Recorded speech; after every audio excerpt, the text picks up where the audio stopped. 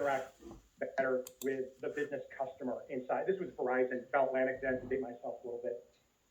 And over the course of that, I got a very sort of steep learning curve in what has become the business of law. Over the course of my career, I migrated from sort of the management of the business function, of the legal function, and all that kind of stuff, to how do we actually use the legal function to help the business perform better, and then ultimately how to create new things, new business models that actually help the practice of law perform better, meet and exceed client expectations. About 10 years ago, I fell into this discipline called design. And shortly after that, I was lucky enough to be asked to become a chief strategy officer for a large law firm. Now, that title, chief strategy officer, can mean lots of things to lots of people. We know things like the word strategy and innovation and even design. It all depends on who's saying it, what they mean by that. My role really became about how do we improve the current practices that may be challenged due to fees, due to client erosion, and all that. But mostly, how do we become better at designing new emerging models for practices, a new way, a non-traditional way to practice the law, and what kind of systems and operations and behaviors, human behaviors, do we need to accompany that? And that was sort of my work as the chief strategy officer, and I was there for about 3.5 years. That planted the seeds for this research that I'm going to share with you. Because I got to know an organization well. I got to observe organizational behavior. And I participated and led different design and innovation efforts. Some succeeded or failed through brute force effort, which some of you can probably appreciate. While others seem to accomplish different things, maybe the actual idea, but also some cultural and behavioral change too. And so I was looking at organizational conditions and how those two things happened inside one organization. I left that role to co-found Bulldog Studio, which is a business design studio specifically in legal, because that gave me more touch points in the market. I was able to see in-house as well as other law firms, not just one law firm. And I began to study this work and try to determine how can we become more predictable in our outcomes and our behavior when we're engaged in innovation-seeking sort of activity, goals, aspirations. Now, the other quick thing in my bio quickly is about 2.5 years ago, I accepted a role as a full-time faculty member at the University of Richmond School of Law. And I'm not a traditional doctrinal professor. I'm there to build, I'm in the process of building the Entrepreneurship and Innovation Program, otherwise known as the Legal Business Design Hub at the Richmond School of Law. And in that environment, I'm exposed to greater research resources, as well as opportunities to experiment and test with some of the modalities and methods that I think that we've uncovered that make brute force not necessary. Because if we can condition our organizations a certain way, we are already seeing there is a greater success rate, not just in advancing an idea, but in learning and development, in cultural inclusion and interaction across all roles, across all, I won't say offices anymore, but where we're all distributed and fragmented. So there's a lot of ancillary benefits when we look at this from an organizational conditioning perspective versus I've got an idea and I'm just going to plow forward. So bear with me as I unpack some of this research and take you to sort of where we are today. So to kind of give you guys a sense of the numbers, just sort of the corpus of different projects and engagements that sort of fit into this band of study. This is over the last 2 years. Roughly 41 individual projects and efforts. And now I call this innovation-seeking behavior. And we can sort of unpack that and talk about how I sort of talked about that versus like a process improvement activity or something like that. This is the effort of creating something that didn't exist prior. So we had 41 individual projects. You can sort of see the breakdown there, 30 law firms, 4 international firms, 3 Fortune 500 in-house teams, 2 legal service providers, and 2 boutiques. So a pretty good cross-section, obviously very AmLaw 200 centric. That's just where a lot of the activity is. And for whatever reason, a lot of my reach and network as well and work I've done. So that's sort of the main thrust of the projects and things we looked at. And just to break it down a little bit more, client side, so in-house side, there was 19 attempts. And the areas of focus were contract management, no shocker, digital collaboration, tools, interactions, IP transaction strategy and insight, the trademark, the copyright portfolios, how do we manage those? And then actually new service models. And this was not the client necessarily trying to reinvent the in-house, but they were trying to prompt a law firm provider to come up with a new non-traditional model. Now, the observations that we saw, and you can probably see, that the top three of these are legacy challenges. I mean, these contract, digital, IP, I mean, those are perennial favorites to focus on, and we haven't quite cracked it yet, right?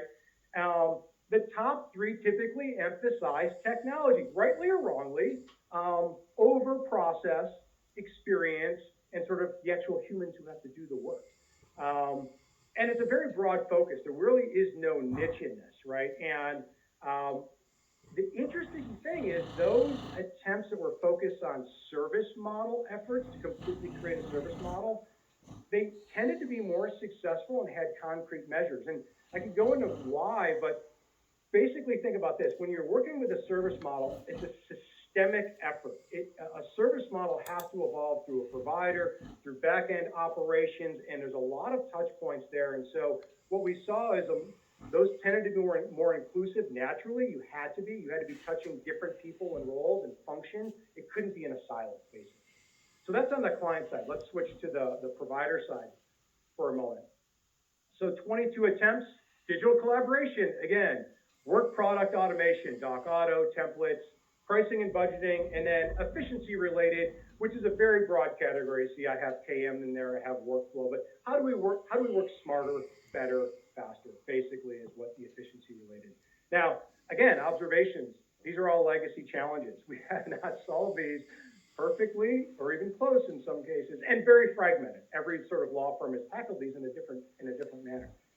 Again, all tended to emphasize technology over process, over experience, over humans. Very low appreciation for practice-specific needs. It wasn't uncommon to find in these attempts that there was a lack of appreciation for what the lawyers in the practice actually did. So we tended to be very focused, the people doing this work, focused on solving the technical challenge or problem, not necessarily the human experience of the provider or the client. And so it's sort of very fragmented. And unfortunately, these tended to sort of be treated as business as usual IT projects or managed sort of accordingly, not building something new.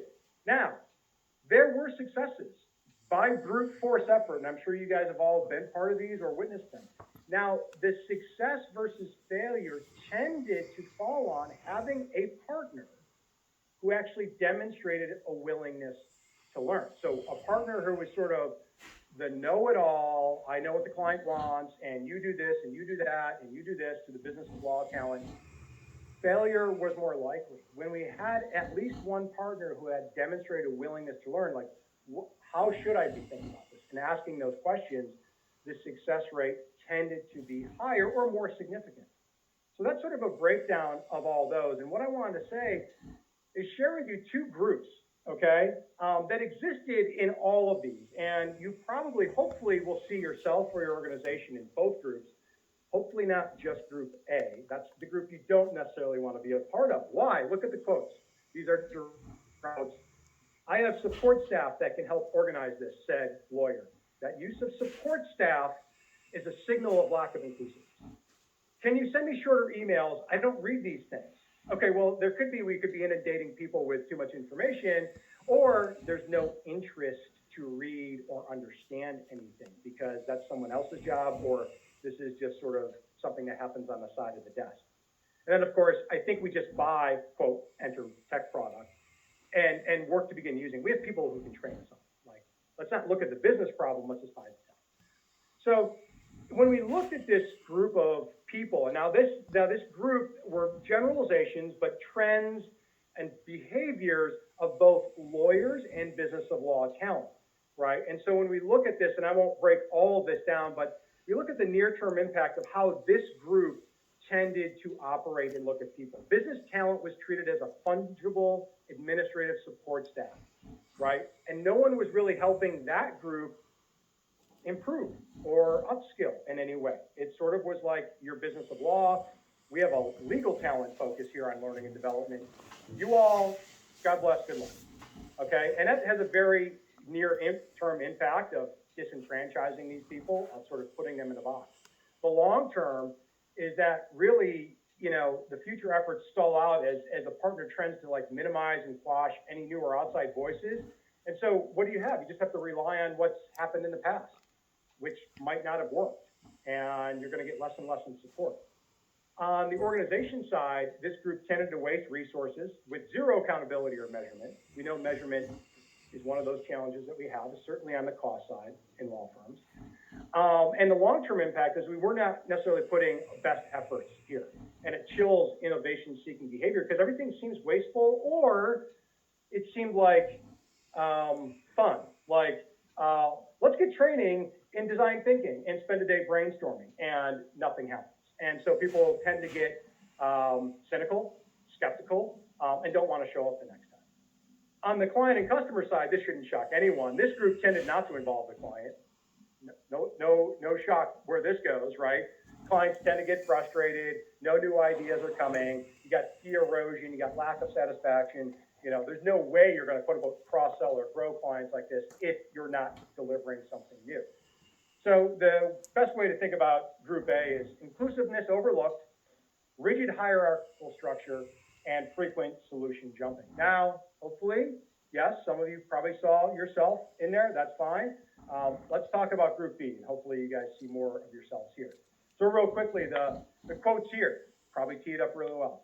How do we get our clients involved without giving them more work to do? Now, that is a really big thing, because when law firms especially talk about client involvement, they forget that their clients are really busy. The partners don't. But some of the business of law talent realize that this isn't their job, the in-house client. It's not their job to help the law firm improve. So how do you get them involved without it appearing as, like a pie eating contest? You win more pie, you win more work. No one wants to sign up for that.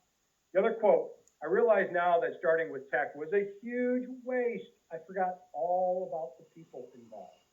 And so this group tends to view the central opportunity, problem, challenge as starting with a human being or a group of human beings, not a lack of tech, not a lack of sort of doing. And then the final quote, I see why lots of folks skip this work. It is challenging, but damn, pardon me, we are so much smarter for it. I know we can move faster and with more confidence now. And that quote really sort of sums up this group really well. We're all immensely busy. I mean, we know that demand for work in law firms is skyrocketing. We know that we're distributed and fragmented all over the globe. We're not in the office. On the panel prior to this, it's like, how do we actually get our commute time back to be our time instead of extra time to work? So it's immensely challenging right now. So how do we sort of really make room for the right work and not just trying to get something done, even though it's the wrong thing? And so real quickly on some of the long-term and near-term impacts, this group tended to be more inclusive of role and background, but they didn't view it like unicorns. It wasn't like treated anyone special or anything like that. Everyone was has a unique background, has a unique opportunity to contribute and all that. So it's much more sort of equal and fair and equity-based in how they interacted with each other across roles. The long-term effect is massive psychological safety being built into these organizations and teams. On the organizational front, really the team or the group was treating themselves like a field office versus a command center. So a field office, just think about it. You go into the field of study, you go into the field of work, you actually do it, you place yourself in contact versus standing back from your ivory tower or command center and sort of issuing commands down below. So the team tended to organize much more in a field office sort of setup. And the long-term impact is the learning and development of this fostered, across the board equally, and ignorance was not viewed as a weakness, but announcing your ignorance was a sign of courage and obligation. Obligation to your team to share your ignorance and knowledge gap. It's a beautiful behavior to witness when you actually see it. And then with the near-term impact of getting sort of clients involved and getting a lot more human-centered, it improves your ability to sort of critique as well as ultimately sort of pivot. So this is sort of Group B in a nutshell, right? It embraces experimentation, battles ignorance with curiosity, and demonstrates resiliency. Okay, great, Josh. That's awesome. What? Why? Why do I care? Well, hopefully you care because you all have existed in an environment where there's brute force and the technical or functional achievement of an idea or something new is all that's being focused on. Period, end of story. An example is when people talk about change management. Well, now we've got to do the change management. Change management should happen simultaneously with your effort to make something new. That goes into organizational conditioning, where we are focused on the functional outcome, executing the idea, but it's being directed by social and emotional behaviors of the organization. It starts to embed habits. It starts to embed behaviors, ways of working, and ways of interacting that support the overall functional goal, the idea that is being executed on. That's a much better sort of condition. And so how those organizations attempted to solve brute force, hired specific roles in innovation and design. Sometimes that works, sometimes it doesn't, but simply placing someone with a title in an organization that's not prepared for it places an undue burden on one human being to actually make something happen. They also began buying things like big tech. Let's just buy things, let's accumulate things, and let's tell the world that we bought things and accumulated things. Maybe that's enough. Maybe just by having the stuff through osmosis, we'll understand it better. Okay, maybe. I'm not here to judge. Spot training and disconnected education. This happens all the time, and I will admit, Bolduc has participated in this. We do train specifically in process improvement, in design, and all that, and we are happy to if it's part of a maturity process. If it's just because we feel like doing something, the organization, we need to do something, then it's not all that effective. So it hasn't really cured this brute force effort, these organizations or teams where you just have to power through no matter what. So then I started really sort of looking at these things and saying, okay, well, if brute force is not optimal, how can we actually create organizational conditioning? And I know that sounds kind of weird, organizational conditioning, like full of manipulation and propaganda. That's not what I'm talking about. It's how do you ready a culture? How do you ready an organization to exhibit naturally the habits and work ways that support innovation-seeking behavior? And so where we landed and what we've been experimenting on is learning and development embedded in the actual functional focus. So if you're trying to design a new service model, if you're trying to wrap a new way of working around technology, blending learning and development really kind of from an executive level programming that's immersive, that way all roles respect it and want to participate in it, tends to prove out to be very beneficial to the effort. The second thing is inclusiveness through cohorts and communities. So we talk about inclusiveness, but how do you operationalize it? What does that actually look like? Well, we've learned that we abandon the words teams or committees for cohorts and communities. It's not just language, it's unifying and it's equalizing behavior. So when you're in a cohort, you are actually in a group of equals. You have an obligation and accountability, and we set these up with certain parameters. And when you start to view yourself as a community, what's a community? A community is about a common understanding and a shared experience. And so it naturally starts to tick on those human-centered behaviors of we have a joint purpose here.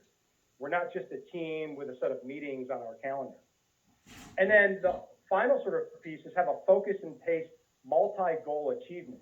What that basically means is if we're trying to change something or create something new and all we focus on is that end goal, anything that gets in our way looks like frustration, failure, a delay, all that stuff starts to feed into people stop believing, stop supporting this. So how do we sort of start to chunk up the entire journey so that all participants feel a sense of progress through the entire journey? You don't just put off progress until the final, yay, we did it, which could be 3 months, it could be 3 years down the road. So how do you pace goal achievement and how do you sort of intersperse them? So this was all great and it's going wonderful. And then we had the wrinkle. So if you guys are Marvel Universe fans, we know the blip. Well, I call like the pandemic the wrinkle, right? Half of us didn't disappear, thankfully. We're all here, but everything's changed. So how does this fit into 2022? All of this, did it change? Did it eradicate the need for organizational conditioning when it comes to this? Is brute force more relevant now than ever before?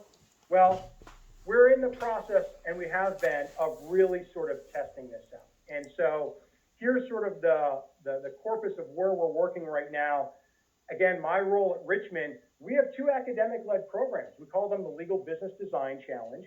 Baker Donaldson was the firm last year, and we're currently working with Trotman Pepper. A lot of what I'm sharing with you and all that is being tested and applied in a real context right now. We've also had 4 in-house programs. Now, there's only 3 listed because we've had 2 with Microsoft. And 4 law firm programs. Can't tell anyone. You guys know that. We're under NDA and confidentiality generally when we do that kind of stuff. But all of these are giving us an opportunity to apply, to experiment, to involve the client, the actual law firm client and or the law firm's client in this and get sort of that feedback. This is sort of there's 2 more slides and then I'm done. This is sort of where we're landed right now. When we are involved in innovation-seeking behavior in an organization, we need to blend learning and development methods with cohort and community creation and a focused and paced sort of experience. Now, these are different tools. I apologize, some of the labels on here are quite small, but we're doing this through both online and offline community interaction. Okay, so what does that mean? Well, it could be as simple as setting up Teams or Slack community and curating the information, prompting it, not just like making it available and hope someone posts something someday. It's actually distributing little nuggets of information, actions, insight, and then prompting interaction. There's a whole host of things here that are going into this. One of the key things that we've been using is interactive digital content as well, especially because everyone is distributed right now. This is an awesome platform, but no one needs another Zoom interaction in their life. So how do we interact with the community in a way that fits their personal life, in a way that respects their time? So we're not asking for 60 minutes, we're taking 8 minutes. And they're interacting in a digital way, and they're using reflection questions and all of that to sort of assimilate this information, and then we use that to prompt live facilitation and workshops. So there's a whole host of tools. Now, I say I'm sharing this with all of you because you all have an ability to do this for your teams and your organizations yourself, and maybe in the Q&A we can sort of dig into that. The final sort of piece is this. So we have a wonderful strategic alliance with HBR Consulting. Why? Why would Bold Duck sort of alliance with HBR? It's really simple. Bold Duck was about business design, that front end, very narrow, very laser focused, targeted on creating new types of practice groups and all that. HBR has done some of that, but they've done a lot of business operations, broad horizontal work in organizations that are there to change behavior, change systems, change technology. When we talk about organizational conditioning, you need both expertise in that. And so HBR, when we started sharing some of this research with them, we both got excited about partnering together, and we're very happy to be partnered on the HBR Business Design Studio. And we've created this design and innovation accelerator. It's a self-contained program that should take 10 to 12 weeks to do this. And so this is sort of how we're looking at this right now. We're trying to move away from reliance on brute force and really look at an organizational conditioning approach so that innovation and design seeking behavior happens naturally and more organically and sustainably over time. So thank you all for your attention. Welcome any questions or thoughts or reactions.